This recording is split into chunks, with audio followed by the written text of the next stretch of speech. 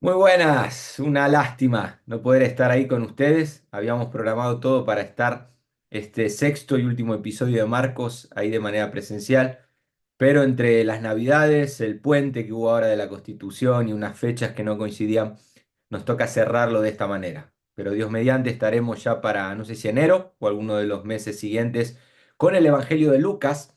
Intentaremos hacer alguno de esos también de manera presencial. Y en el día de hoy aprovechar estos minutos que tengo delante para poder cerrar con el Evangelio de Marcos. Bienvenidos también a los que nos ven de otros lugares y que podamos juntos en este tiempo aprovechar el tríptico que había dejado abierto en la última ocasión para poder cerrar. Y la idea era, bueno, estar ahí y además de disfrutar de su linda tierra, poder charlarlo, dialogar, compartir diferentes opiniones. Lo había dejado abierto al quinto episodio, así que voy a intentar ahora hacer un pequeño resumen para los que no lo han visto, poder situarnos y ya sí, de esta manera no cerrar el Evangelio de Marcos, pero sí cerrar estos 6 episodios que nos habíamos propuesto llevar por delante.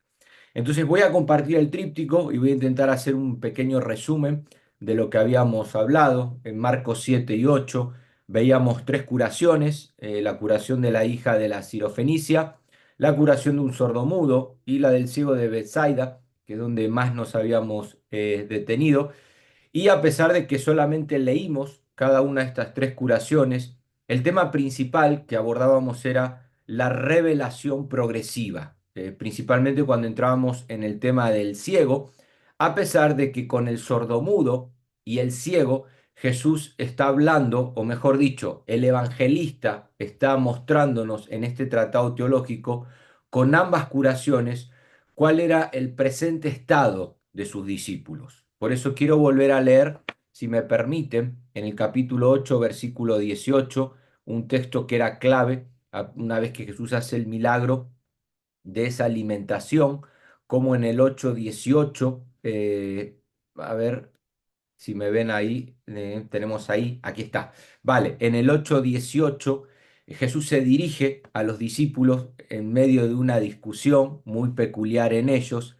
Teniendo ojos no veis, ahí tenemos la curación del ciego; teniendo oídos no oís, la curación del sordomudo. Y Jesús dice, no os acordáis, y comienza ahora a mostrarles el milagro que había llevado a cabo.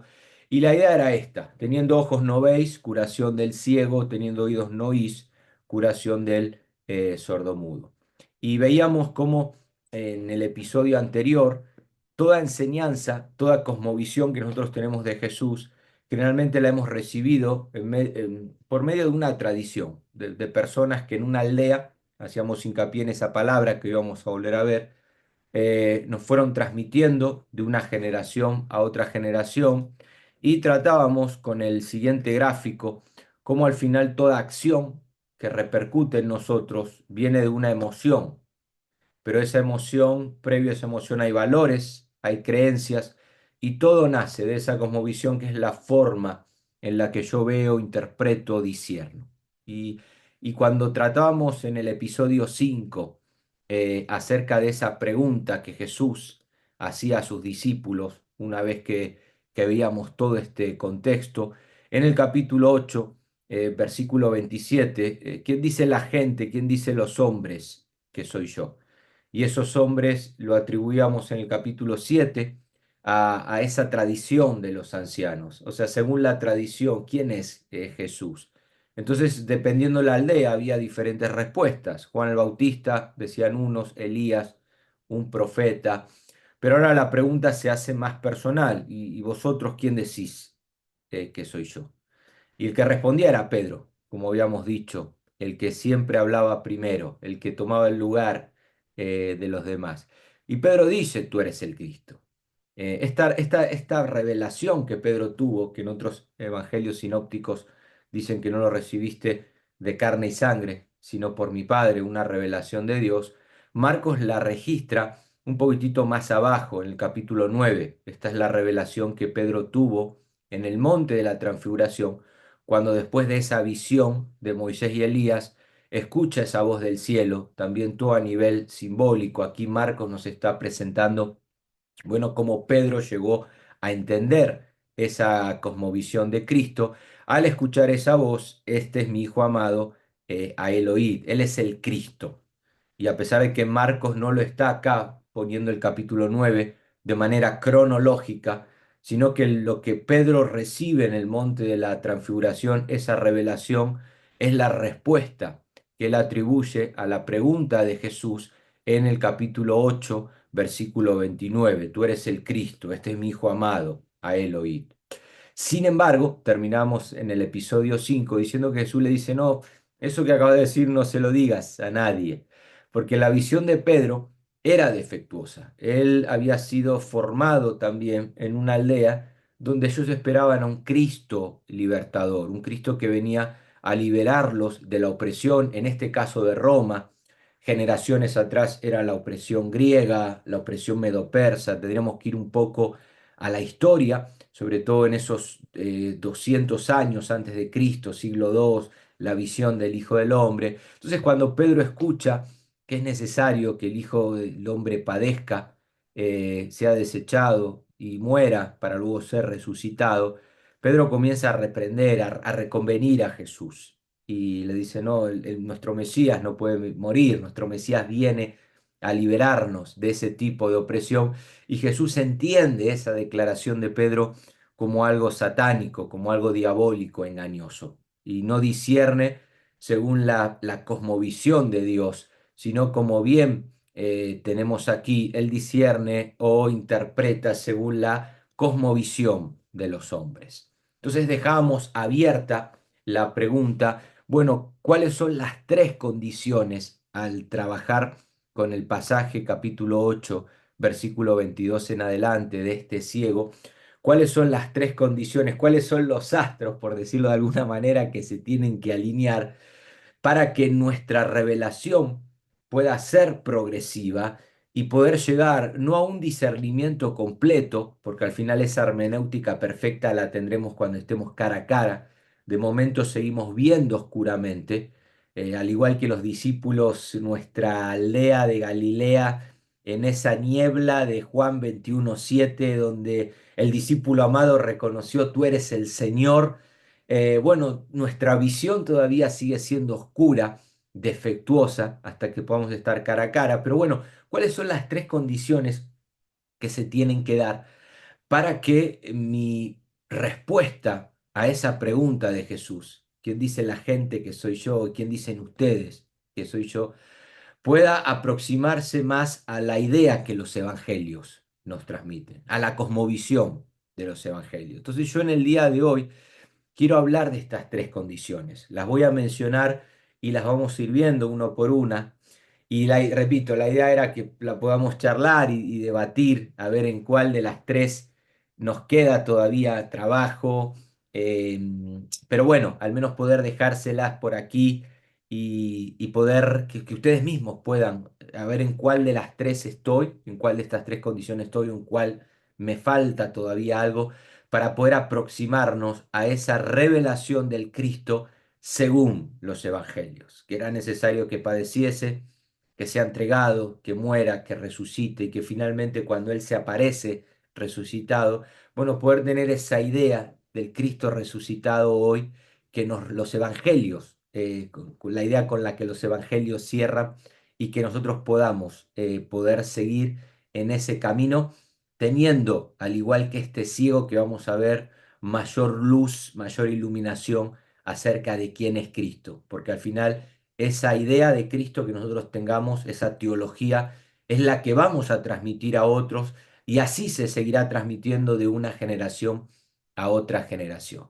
Entonces las tres condiciones tienen que ver: la primera, si las quieren anotar, con un éxodo. Ya hemos hablado de esto en otros episodios, que todos estamos en un éxodo continuo rumbo hacia la revelación final, hacia la tierra prometida, no sé cómo quieren llamarlo. Dos, necesitamos un milagro. Esto no es algo científico que podemos llevar a cabo por nuestra propia cuenta. Y tres, tenemos que tener presente una doble orden que Jesús va a dejar. Y todo aquí del 8:22 al 25. En ese contexto, bueno, detenernos un poco en esas tres condiciones que este ciego experimentó, y nosotros como parte de estos ciegos a los cuales Jesús o el Evangelio se está enfocando en los discípulos, poder también tener presente cada una de estas condiciones para crecer en discernimiento y que nuestra cosmovisión de Cristo, repito, sea lo más cercana posible a lo que el Evangelio de Marcos y otros evangelios nos registran. Entonces, la primera tiene que ver con el Éxodo. Marco los textos que quiero ver. Capítulo 8, versículo 22 al 23. Toda persona necesita salir de la aldea donde se encuentra. Ahora voy a hablar un poco qué representa la aldea, pero leo el texto, dice que Jesús fue a Bethsaida, le trajeron un ciego, le rogaban que lo tocase. Entonces, tomando al ciego de la mano, le sacó fuera de la aldea. Acá está, lo primero, le sacó fuera de la aldea. Todos tenemos que llevar a cabo esta primera condición. Necesitamos que el Espíritu nos tome de la mano, como Jesús habló en Juan 16:12, Él nos guiará a la verdad. Entonces necesitamos que Él nos tome de la mano y nos saque de esa aldea, que es el lugar donde, como vimos en el episodio anterior, nos han inculcado esa idea, esa cosmovisión, esa teología, ese paradigma que a veces tenemos.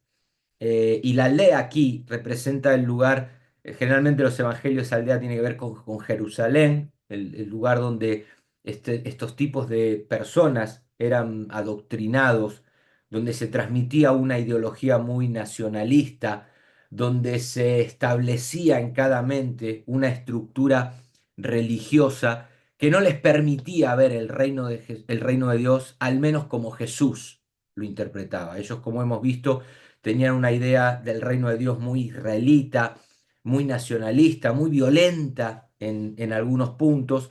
Entonces, en más de una ocasión, vemos a Jesús sacando a sus discípulos de esa aldea y sacando a otras multitudes. Es decir, cuando veíamos el Sermón del Monte, cuando vimos el Evangelio de Mateo, veíamos cómo Jesús subió al monte y decíamos que el monte no era un lugar geográfico, sino que era un lugar teológico, el ámbito de Dios, y que en ese ámbito de Dios, debajo del monte, quedaban las otras multitudes que seguían siendo oprimidas. Sin embargo, aquellos que subían al monte experimentaban ese éxodo, esa liberación, donde eran libres de la opresión religiosa, de estos letrados, del Sanedrín, de todo lo que era Jerusalén. Y si yo permanecía abajo, seguía siendo esclavo, seguía en Egipto, siendo influenciado por ese tipo, por esa idea violenta del reino de Dios. Sin embargo, al subir al monte, ya no recibía el oíste que fue dicho, esa tradición,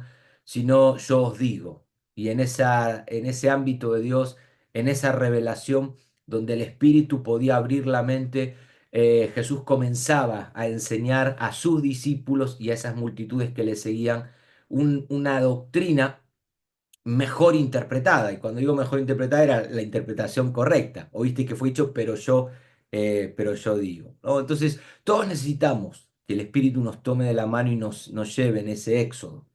Siempre recordamos el éxodo israelita, en el que para ellos era algo normal, ser esclavos, hacer ladrillos, permanecer bajo el yugo de Faraón, hasta que aparece un libertador, llamado Moisés. Entonces, ¿qué hacemos? ¿Seguimos a Moisés o seguimos con la vida normal? Seguimos aquí generación tras generación, año tras año, haciendo lo mismo. Aún el propio Jesús tuvo que comenzar su éxodo. Con 12 años, él había sido criado en Galilea. Hemos hablado un poco también de Galilea en episodios anteriores.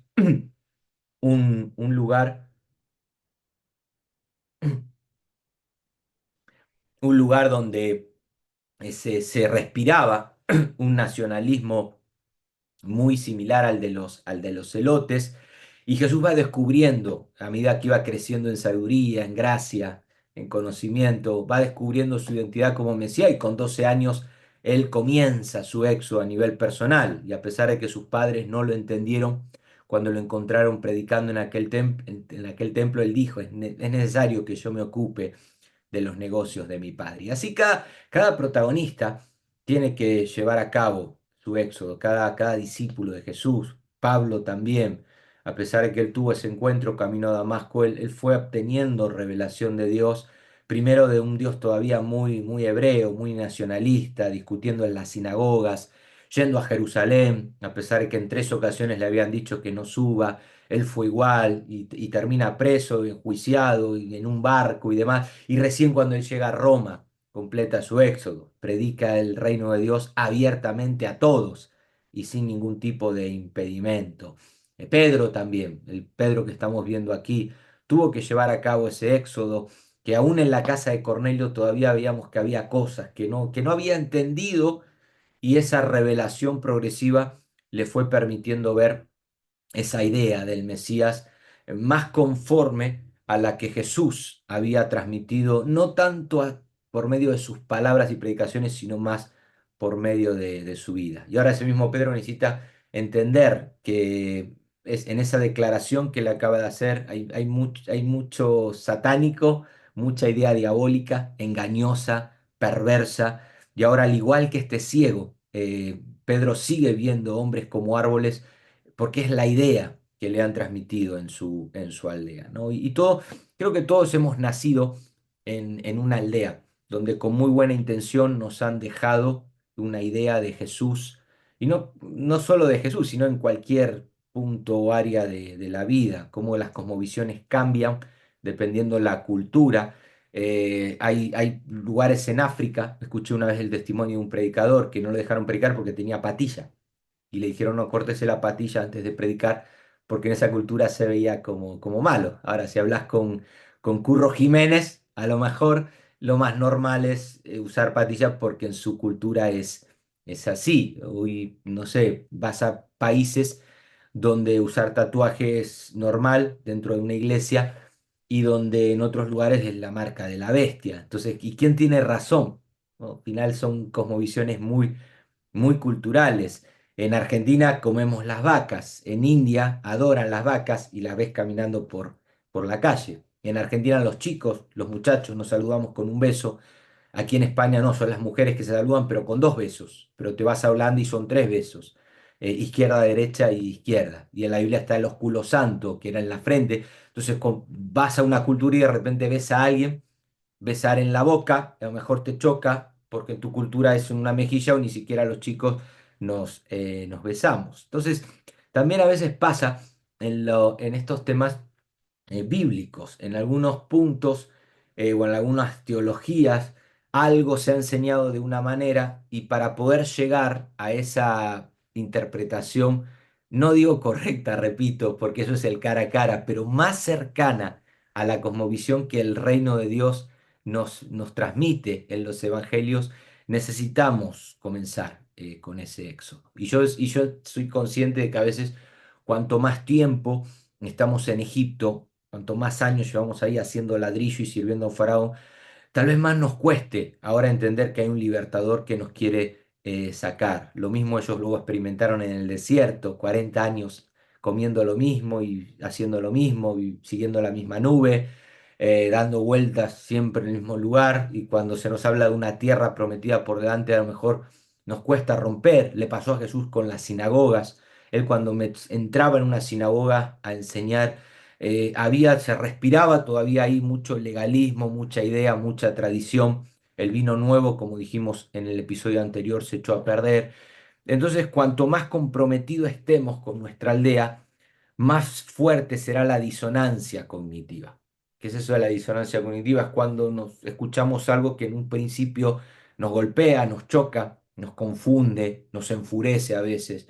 Pero si con el tiempo lo dejamos procesar, como algunas comidas, que cuando uno las come en un principio no es consciente de las vitaminas, de los nutrientes que tiene, pero cuando recibimos esa buena comida y la dejamos trabajar, bueno, es ahí con el tiempo cuando vemos ese cambio. Entonces, el primer punto que quiero dejarles, primera condición que se tiene que llevar a cabo para poder tener esa idea más clara de quién es Jesús para luego poder transmitir a otros, bueno, todos necesitamos que el Espíritu nos tome de la mano y nos saque de la aldea, nos tome de la mano, y como veíamos aquí en el texto, podamos comenzar con ese éxodo rumbo a una revelación mayor. Ahora, la segunda condición que les dejo es un milagro. Todos necesitamos la impartición del Espíritu por medio de un milagro. Vemos aquí que Jesús, después de mojarle los ojos con saliva, la saliva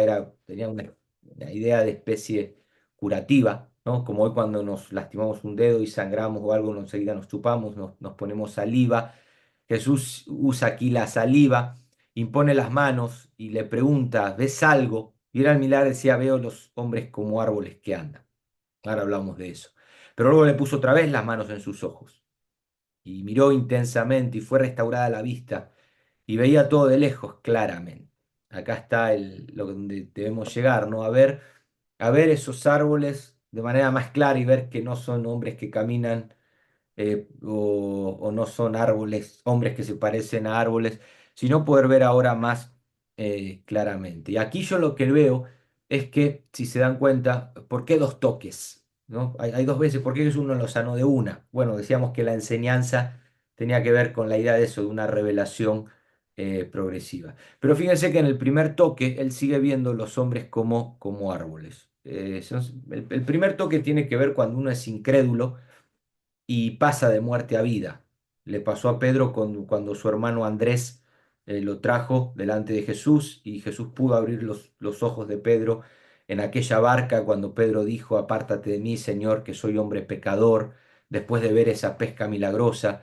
Digamos que ahí Pedro tuvo revelación de que el que estaba en la barca era el Cristo, es la misma declaración que acaba de hacer en este pasaje, tú eres el Cristo, pero todavía a Pedro le queda mucho le queda mucha transformación por experimentar para poder ver con más claridad. Entonces, yo siempre digo que el primer toque es el primer nivel, el nivel donde uno sí abre los ojos, entiende que Cristo es el Mesías, el libertador, el Salvador, nos ha sanado, nos ha transformado o nos va transformando. Esas teologías básicas o ese discipulado principal en el cual uno empieza a crecer, pero todavía hay muchas cosas que seguimos confundiendo. Entonces necesitamos de ese segundo toque, le puso otra vez las manos en sus ojos para poder ver claramente. Si el primer nivel de ceguera tiene que ver con ese paso de incredulidad a poder ser ahora, tener esa convicción y reconocer en Jesús el Cristo, el Mesías, el segundo nivel tiene que ver con ese segundo toque que necesitamos, porque al final si en el primer nivel estábamos ciegos, no veíamos nada. En este segundo nivel, que ya vemos un poco más, pero seguimos viendo árboles, al final como que a veces el dolor es mayor, porque sí hemos visto algo, pero estamos confundidos en muchas áreas. Y Pedro está tan confundido que entiende la idea de Mesías de una manera engañosa que Jesús tiene que reprender, y, y ese dolor por medio o esa confusión que experimentamos a veces, necesitamos que esa liberación, que esa sanidad se complete para poder discernir, para poder comprender. Y esto es un milagro de Dios, que en la Biblia nosotros podemos ver como cuando Efesios habla que Pablo ora, diciendo, oro por la iglesia para que sean alumbrados los ojos de su entendimiento. Necesitamos esa impartición diaria donde el Espíritu nos abra los ojos, esa iluminación, esa revelación, ese correr el velo, para que entonces esa liberación o ese primer toque se termine de completar.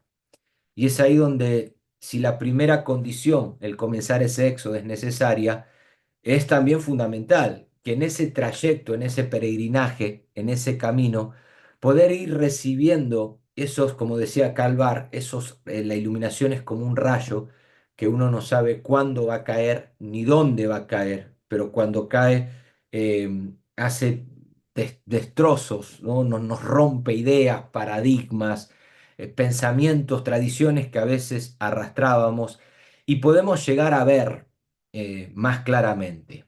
A pesar de que Pedro aquí tampoco termina de completar el éxodo, pero ya el evangelista nos está mostrando que si el primer toque tiene que ver cuando pasamos de esas tinieblas a esa luz, bueno, el segundo toque también es necesario para que ya con esa luz, donde estamos viendo hombres como árboles, poder experimentar esa transformación para ver.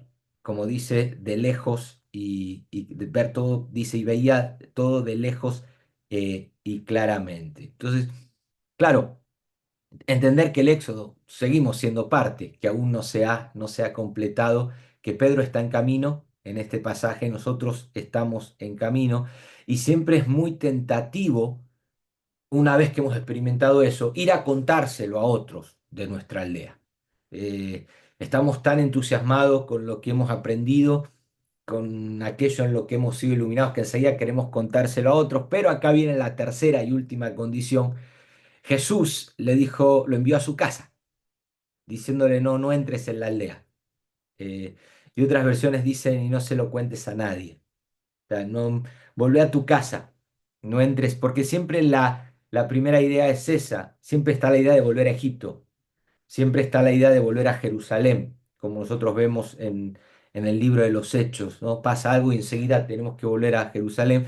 Pero acá está la doble orden que Jesús les da. Le envía, creo que en la Reina Valera, dice, sí, es la Reina Valera 60, no la actualizada que está en pantalla, dice el 8:26, lo envió a su casa diciendo, no entres en la aldea, ni lo digas a nadie en la aldea. No entres, pero tampoco se lo cuentes a nadie en la aldea. ¿Por qué?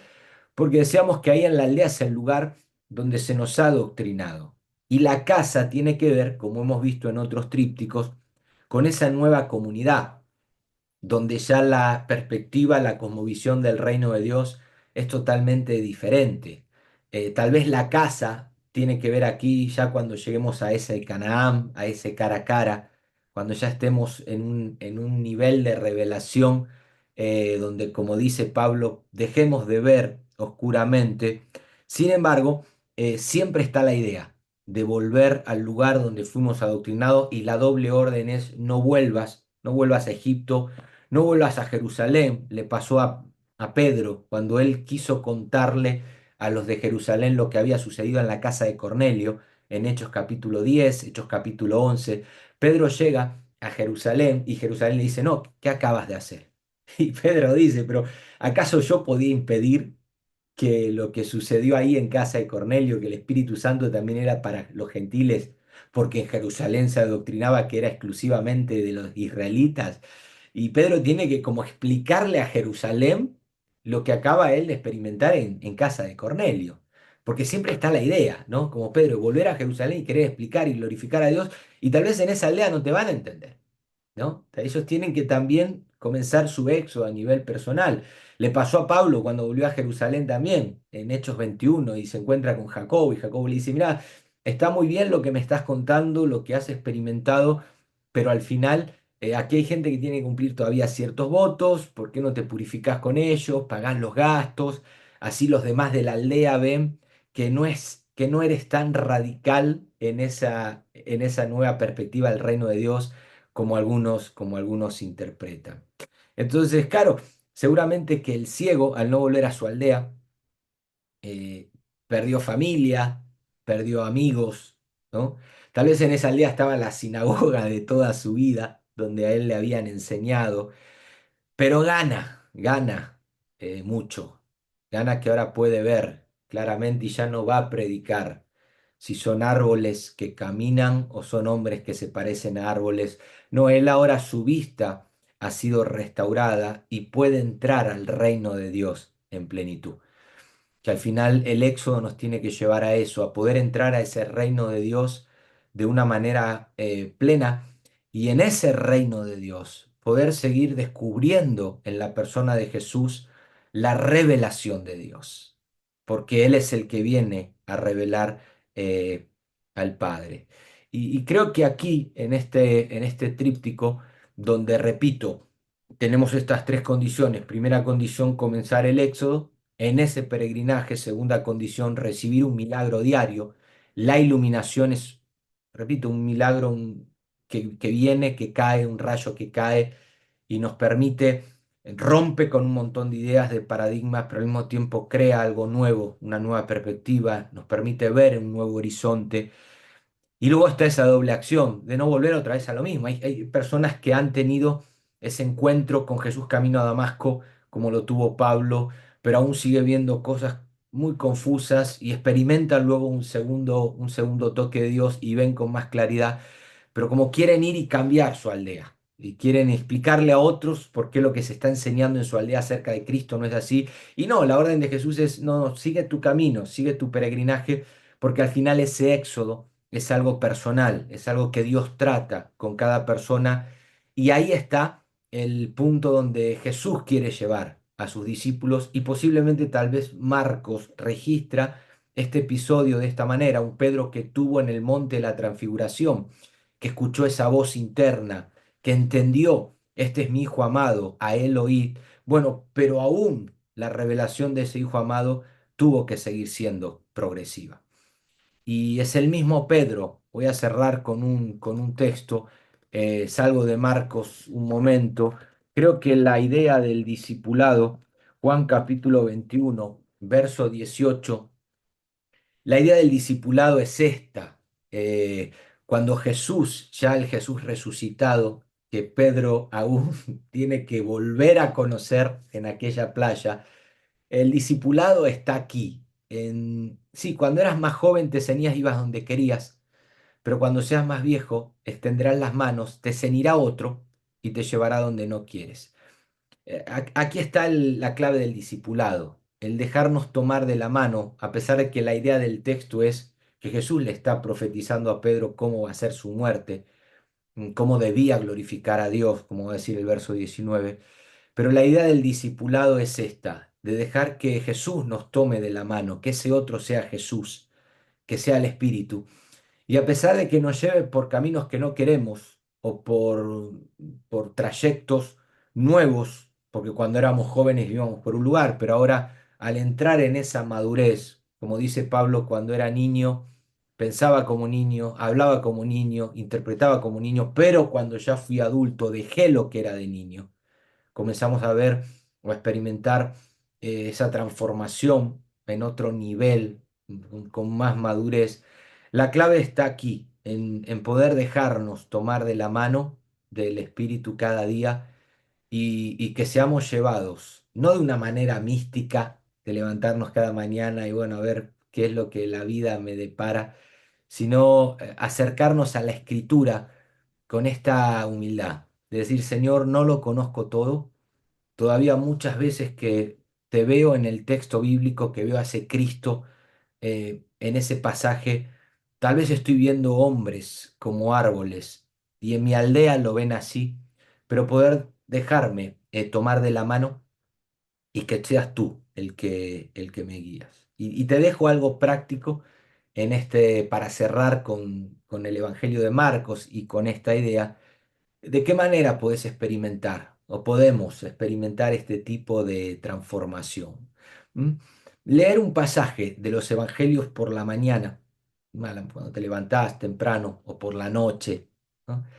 Pero durante el día seguir meditando en el pasaje, dejar que el Espíritu sople y te hable alguna palabra que te llamó la atención. Yo la primera vez que me encontré con este texto, la palabra que golpeó fue la palabra aldea y me quedé con esa doble orden de la Reina Valera 60. No entres, pero tampoco digas a nadie. Y que esa idea, que esa frase trabaje, dejarla que trabaje, tal vez la semana, un mes, pero seguir, escribirla en algún cuaderno y dejar que el Espíritu obre a través de esa palabra que te va golpeando, que te va mostrando cosas que estaban ahí en los evangelios que a veces por una lectura rápida no vemos, pero llevarlo a cabo de esa manera y que cuando el rayo caiga, enseguida no contárselo a otros, sino permitir que eso mismo que a mí me ha bendecido, poder mostrarlo a otros, no tanto con palabras, sino con la vida como hacía Jesús. Al final, él revela a Dios más que con sus palabras, con sus acciones, con lo que él hacía, con su estilo de vida y poder romper tal vez con esa idea de un Cristo muy, muy personal, muy nacionalista, muy de aldea, y poder ver a ese Cristo universal que los evangelios, como veíamos para ir cerrando ya, ¿no? Con Marcos capítulo 1 versículo 1 la idea era esta, ¿no? Romper con ese evangelio local de un Jesucristo hebreo, el hijo de David, y comenzar a entender al Cristo universal, un Cristo y judíos, de gentiles, un hijo de Dios, no el hijo de David, sino el hijo de Dios que ha venido a este mundo a revelar a Dios y que aún teniendo presente textos tan claros como los evangelios, donde vemos a Jesús revelando al Padre en toda su dimensión, necesitamos que esa iluminación llegue. Seguimos siendo ciegos, que vemos hombres como árboles o árboles que se parecen a hombres, la confusión sigue ahí, pero estamos en ese éxodo, en ese proceso en el cual lo que nosotros entendamos acerca de Jesús es lo que vamos a transmitir a otros. Así que esta es la idea del tríptico que quería dejarles, estas tres curaciones, donde el mayor milagro no fue que un sordomudo vuelva a escuchar y hablar, sino que el mayor milagro es cuando el Espíritu abre nuestros oídos espirituales. El mayor milagro no es que un ciego recibió la vista y volvió a su casa viendo, que también fue parte del ministerio de Jesús, pero el mayor milagro es cómo estos discípulos pudieron ver con ojos espirituales a ese Cristo como Hijo de Dios.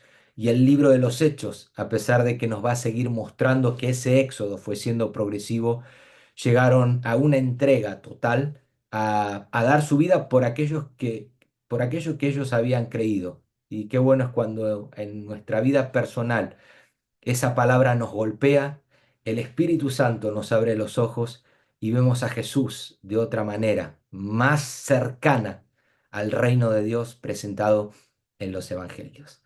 Así que de mi parte era esto lo que quería dejarles. La idea sería haber charlado un poquitito con ustedes, escuchar alguna opinión, pero lo haremos. En algún momento el Señor lo permitirá ya en el próximo 2025 que viene. Así que felices fiestas, feliz tiempo en familia como iglesia y oro para que Dios siga abriendo los ojos de nuestro entendimiento y podamos seguir interpretando a Jesús como los evangelistas lo registran en estos tratados teológicos, pero que detrás de esa letra hay un espíritu que quiere soplar y hacernos ver a Jesús como el Cristo, como el Hijo de Dios en toda su dimensión. Les mando un abrazo grande, nos estamos viendo. Chao.